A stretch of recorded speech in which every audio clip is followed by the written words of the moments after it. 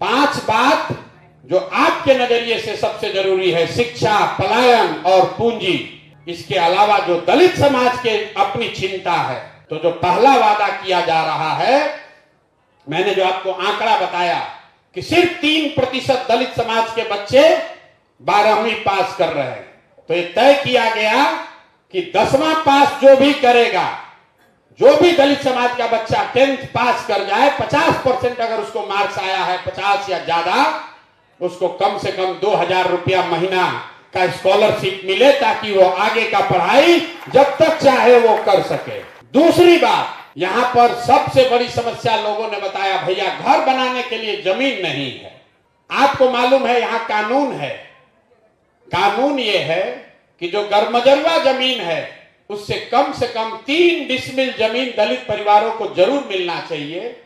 जहां पर ब्लॉक में, पंचायत में गरमजरुआ जमीन नहीं है, वहां डीएम को प्राइवेट जमीन खरीद कर जमीन आपको देनी है, लेकिन लागू नहीं है। तो जन सुराज में हम लोग ये वादा कर रहे हैं कि अगले 3 बरस में जब जन सुराज की ये व्यवस्था बनेगी, तो 100% जितने 50 लाख दलित परिवार हैं भूमिहीन, जो जमीन के बगैर इंदिरा आवास योजना का लाभ भी नहीं उठा पा रहे हैं, उनको 3 डिसमिल जमीन अभियान चलाकर, चाहे सरकार को खरीद के देना पड़े, हर परिवार को 3 डिसमिल जमीन जरूर दे दिया जाएगा। तीसरी बात जो कही गई, सरकारी जमीन जो है उसको सरकार पट्टे पर दलित समाज के साथियों को प्रायोरिटी पर दे, ताकि आप भी खेती कर सके और आपको मजदूरी न करना पड़े। दलित समाज में एक बहुत बड़े वर्ग को किसानी से जोड़ा जाए, इसलिए ये हम लोग वादा करना चाहते हैं। चौथी बात जो कही गई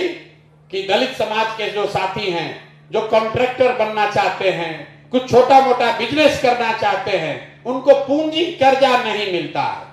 तो एक विशेष अभियान चलाकर दलित समाज के युवाओं को ट्रेनिंग, प्रशिक्षण और उनको ऋण की व्यवस्था सरकारी गारंटी पर किया जाए, ताकि आपको बैंक में जमीन न रखना पड़े। आपके पास है ही नहीं तो आप गारंटी दे नहीं पाते, आपको लोन मिलता नहीं है। तो सरकार अपने गारंटी पर दलित समाज के प्रशिक्षित युवाओं को लोन मुहैया कराए, ये चौथी बात कहना चाहते हैं।